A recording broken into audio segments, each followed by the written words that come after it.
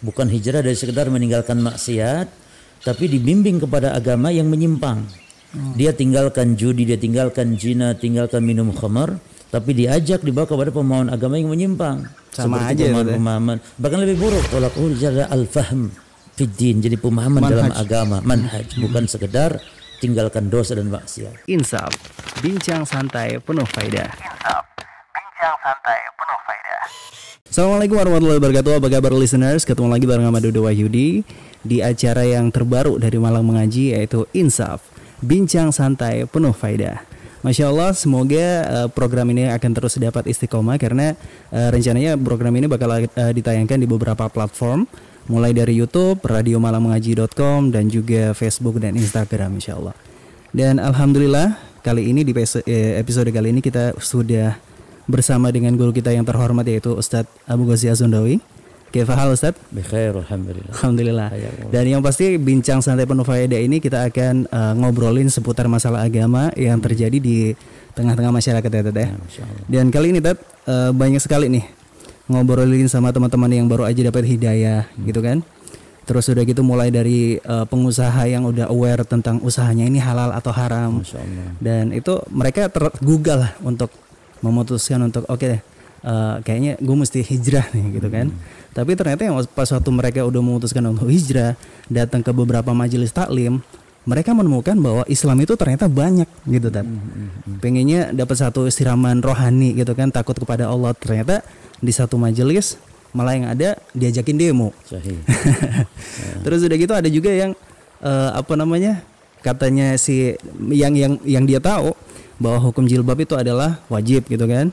Ternyata jilbab itu sebenarnya baik, tapi yang paling penting adalah jilbab hatinya. Nah ini sebenarnya kalau hijrah yang benar itu seperti apa, Ustaz? Dan kalau hakikat hijrah sebenarnya itu seperti apa? Mohon bimbingannya, Ustaz. Barakallahu fiik. Baik. Bismillah, alhamdulillah, wassalatu wassalamu ala rasulillah, tsumma amma ba'd. Jamaah sekalian, khususnya para pemirsa yang menyaksikan program kita Insaf ya. Insaf. Semoga istiqomah ya. Ini amin. Insyaallah. Jadi hijrah sendiri maknanya adalah gampangnya atau mudahnya taubat sebenarnya, hijrah itu. Karena hakikat hijrah adalah meninggalkan hal yang dulunya jelek, buruk menurut syariat kepada hal yang sifatnya taat. Sehingga Nabi SAW bersabda dalam sebuah hadis tentang hakikat orang berhijrah adalah orang yang meninggalkan dosa maksiat.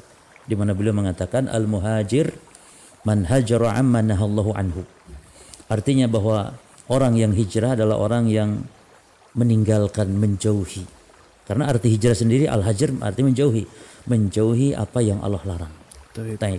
Dan hakikat hijrah bukan sekedar hijrah dari satu penampilan ke penampilan yang lain yang juga justru sama-sama dosa. Seperti tadi antum katakan, atau mungkin ada orang mengatakan hijrah dari main musik kepada hijrah menjadi main musik dalam band Islami. Nah itu kan sama saja, musik juga. Dan tidak ada istilah band Islami dalam Islam. Nah ini berarti hakikatnya hijrah adalah meninggalkan hal yang dilarang oleh syariat. Dan sebenarnya inti dari yang kita jauhi adalah masalah yang sangat pokok dalam agama, itu masalah akidah, masalah tauhid. Jadi hijrah dari pemahaman yang menyimpang kepada pemahaman yang benar dalam agama ini secara umum. Nah, itulah hijrah. Nah, yang pasti tolak ukurnya itu seperti apa, Ustaz? Kalau misalnya tadi yang seperti tadi kita bahas masalah musik itu ada beberapa pendapat yang mengatakan itu yang akhirnya orang yang memutuskan untuk belajar agama itu merasa bingung. Nah, tolak ukurnya ani udah hijrah bener nih gitu. Itu seperti apa, Ustaz? Jadi tolak ukur seseorang disebut hijrah yang benar secara syariat adalah itu tadi dalam masalah pemahaman agama yang disebut dalam istilah bahasa para ulama dalam manhaj. Yani hijrah manhaj. Bukan hijrah dari sekedar meninggalkan maksiat, tapi dibimbing kepada agama yang menyimpang. Dia tinggalkan judi, dia tinggalkan zina, tinggalkan minum khamar, tapi diajak dibawa kepada pemahaman agama yang menyimpang. Sama seperti aja pemahaman, bahkan lebih buruk.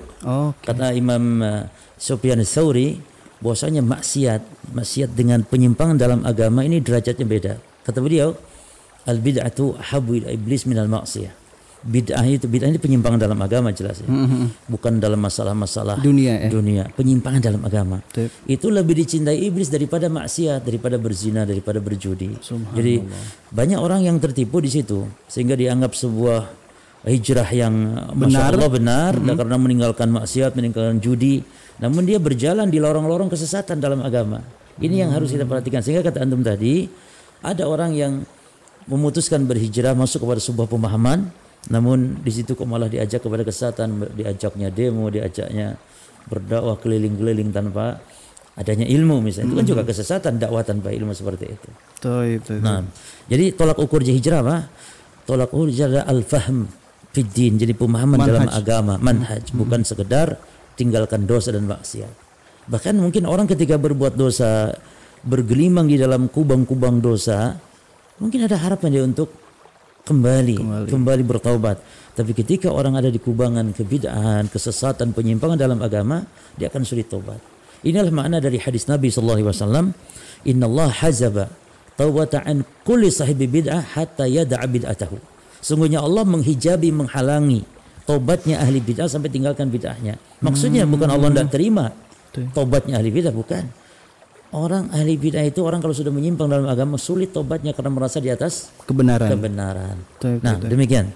Berarti kalau misalnya dilihat dari antara dibandingkan dengan kemaksiatan atau kebid'ahan, itu sebenarnya di kadarnya itu lebih berat kebid'ahan ya, ya, karena lebih dicintai oleh iblis. Lihat penyimpangan seperti sekarang, aliran-aliran yang suka ngebom, ya, aksi kekerasan, terorisme itu kan mengatasnamakan agama. Betul. Jelas penyimpangan dalam agama. Dan bisa jadi orang yang pelaku aksi-aksi tersebut tadinya orang pelaku maksiat tadi mungkin bisa jadi merasa tobat tapi masuk ke kubangan juga yang sesat. Itu dia poinnya yang mesti kita hati-hati ya tadi untuk dalam itu. Itu tadi berkaitan dengan penjelasan antum tentang masalah kehati-hatian itu tadi.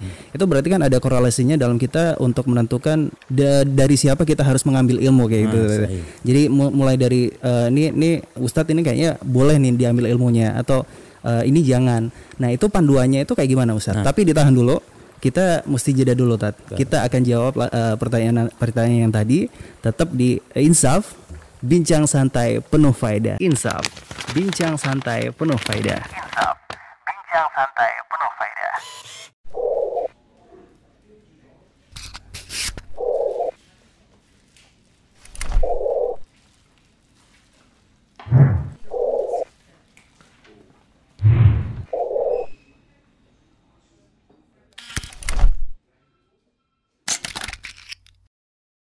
مثل الذين ينفقون أموالهم في سبيل الله كمثل حبة أنبتت سبع سنابل في كل سنبلة 100 حبة والله يضاعف لمن يشاء.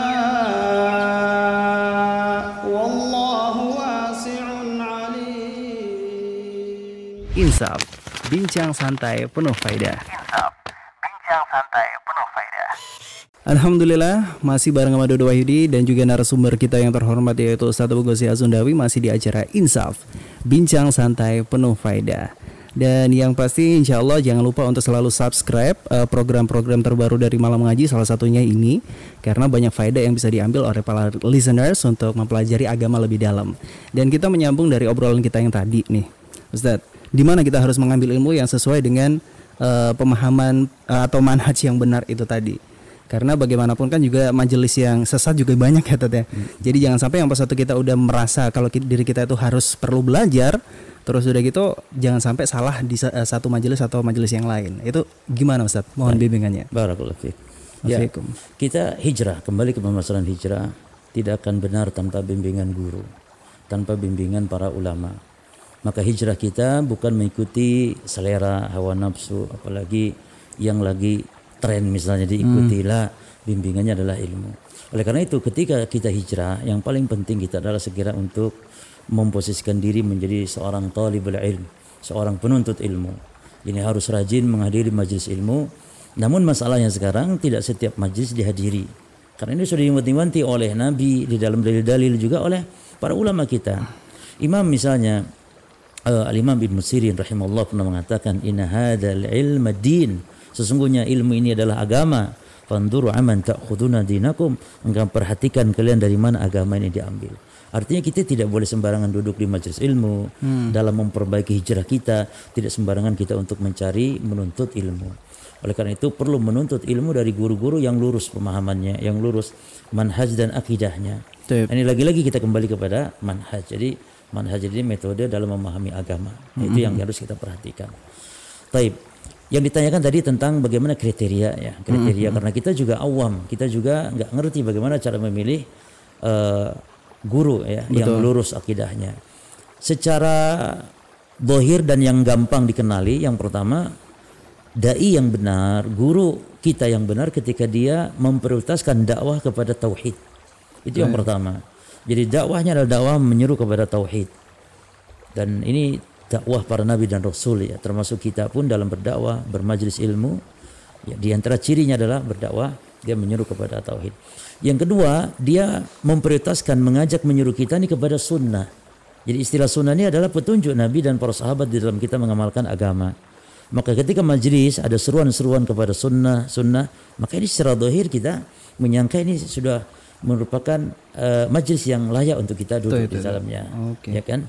Dan nanti akan dijelaskan di situ bagaimana sunnah yang benar. Dan yang ketiga, prioritaskan ilmu yang kita kaji nanti adalah tentang prinsip-prinsip ahli sunnah wal jamaah. Karena di dalam pemahaman agama secara umum, orang akan lurus pemahaman agamanya ketika dia berprinsip dengan prinsip ahli sunnah wal jamaah. Di mana ahli sunnah wal jamaah ini adalah prinsip-prinsip agamanya itu tidak menyimpang.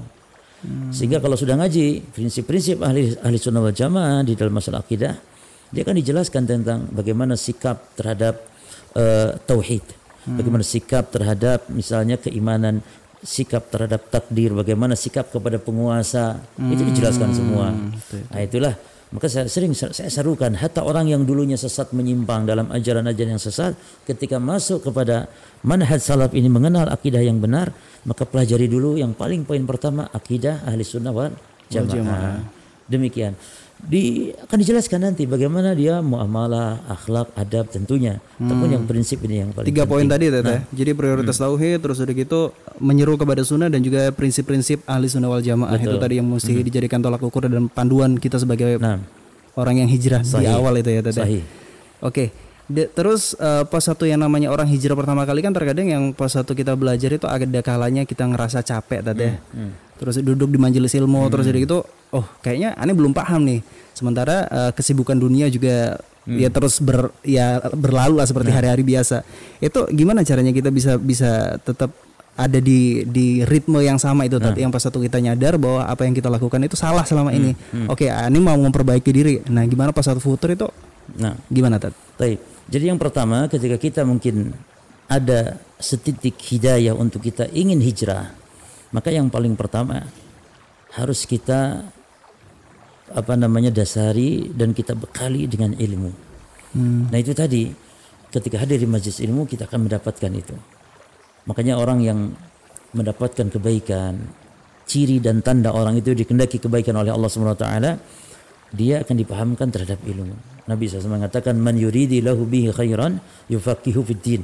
Orang yang dikehendaki kebaikan oleh Allah maka dia akan dipahamkan kepada agama. Jadi dengan dasar ilmu insyaallah nanti dia akan lurus dulu atau akan di atas kebenaran dalam jalan hijrahnya. Itu satu. Terus yang kedua supaya istiqomah, ya nanti akan dia mendapatkan banyak pelajaran, ya akan banyak pelajaran bahwa tentang pentingnya ilmu, tentang bahwa orang yang ada di atas kesesatan baik dalam agama atau dalam penyimpangan dalam agama atas apa yang diharamkan Allah tidak akan berkah seperti tadi yang usahanya haram, dia tidak akan berkah selamanya. Maka dia tetap akan berusaha istiqomah di atas hijrahnya. Namun nanti akan ada pembahasan tentu kiat-kiat agar kita istiqomah di atas jalan hijrah ini. Nah, itu yang perlu bahasan khusus ya. Cuman intinya dasari dengan ilmu, kemudian nanti dia harus meyakini bahwa segala sesuatu yang haram dia pasti akan menimbulkan kemudaratan di dunia sebelum di akhirat. Maka dia akan istiqomah hijrahnya. Itu tadi ya. Seperti orang yang sudah keluar dari bank kerja misalnya, dia tidak akan mungkin kembali kerja karena dia sudah yakin kalau kerja di bank konvensional, bank ribawi misalnya, dia hijrah dari situ. Kalau dia kerja di situ tidak akan mendapatkan keberkahan, dia akan yakin itu. Ketika dia hijrah dan didasari dengan ilmu. Namun kalau tidak, dia akan bisa balik lagi itu.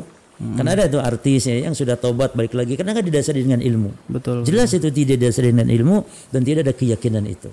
Sehingga dia balik ya? lagi. Ya, keyakinan muncul dari ilmu asalnya. Itu. Nah, maka wajib belajar itu tadi, wajib menuntut ilmu ketika kita hijrah. Dan harus terus menerus ya Tete, karena itu adalah satu konsekuensi di mana kita itu bisa istiqomah atau tidaknya. Sahih. Gitu. Obrolan kita menarik sekali nih listeners, dan yang pasti banyak sekali hidayah ataupun ilmu yang kita bisa ambil dari obrolan kita yang satu ini. Dan tetap stay tune di Insaf, bincang santai penuh faedah. Insaf, bincang santai penuh faedah. Insaf, bincang santai penuh faedah. Resah ngantri di tempat acara? Atau ngerasa gak nyaman dengan protokol yang ada? Gampang. Di GE Medplus gak perlu ribet dengan urusan gituan. Karena di GE Medplus sudah menyediakan layanan pengukur suhu tubuh dengan menggunakan thermal kamera. Kelebihan thermal kamera adalah para tamu tidak perlu mengantri untuk pengukuran suhu tubuh, namun thermal kamera secara otomatis akan melihat suhu tubuh para tamu secara bersamaan dan akan bereaksi apabila ada suhu tubuh yang melebihi ambang batas normal. Inilah GE Medplus, suatu vendor yang selalu berkomitmen dalam membantu Anda mensukseskan berbagai acara di era new normal. GE Medplus, solusi acaramu di masa pandemi. Insaf, bincang santai penuh faedah. Insaf, bincang santai penuh faedah. Alhamdulillah, salawatu wassalam ala rasulillah. Listeners, balik lagi bareng sama Dodo Wahyudi dan juga narasumber kita yang terhormat, yaitu Ustadz Abu Ghosi Hasundawi. Dan kita sekarang udah nyampe di segmen terakhir, yang pasti jangan lupa untuk selalu ikuti tayangan-tayangan dari Malam Mengaji. Dan insya Allah program ini akan tayang di beberapa platform, mulai dari Malam Mengaji YouTube, terus udah gitu radio malammengaji.com, dan Facebooknya, Instagramnya Malam Mengaji. Jadi selalu pantauin dan stay tune di program-program Malam Mengaji. Balik lagi nih Ustadz, tadi yang udah Ane simpulkan dari beberapa obrolan kita itu tadi, kita mesti pinter-pinter ya dalam menyikapi hijrah itu sendiri. Pas satu hidayah udah nyampe, yang paling penting itu adalah kita selalu istiqomah dalam belajar dan harus mencari ilmu dari dai-dai yang benar itu tadi. Jadi dai yang benar itu tadi ada 3 prinsipnya yang mesti diketahui, bahwa dai ini di atas jalan kebenaran itu adalah prioritasnya ke tauhid dan juga menyuruh kepada sunnah dan prinsip ahli sunnah wal jamaah. Itu yang bisa dijadikan panduan ya Tete, sebagai orang penuntut ilmu dan memutuskan untuk hijrah. Nah, kita sebelum pamit ini Ustadz, tadi ada saudara kita yang udah jauh-jauh datang ke sini untuk memberikan sesuatu ke Ustadz. Katanya, Ane tahu kalau Ustadz itu suka ayam gitu kan. Masya Allah, nah, Masya ini Allah. kayaknya recommended untuk dicoba ini Tat. Jazakallah khair, Masya Allah. Waalaikum. Ini adalah bebek sedulur. Ayam bebek sedulur. Jazakallah khair, Masya Allah. Waalaikum. Dan listeners, ayam bebek sedulur ini bisa didapatkan di Taman Jajan Al-Fatih Saujajar. Dan untuk kepoin atau pengen tahu lebih dalam tentang ayam bebek sedulur ini, bisa langsung mengunjungi di Instagramnya, yaitu ayam bebek sedulur. Itu insya Allah informasinya lebih lengkap di situ. Tapi Ustadz, kita udah di penghujung acara, kayaknya kita mesti pamit dulu kepada listeners. Dan tetap ya, pantau terus program-program terbaru dalam Malam Mengaji, yaitu Insaf, bincang santai penuh faedah. Assalamualaikum warahmatullahi wabarakatuh. Insaf, bincang santai penuh faedah. Insaf, bincang santai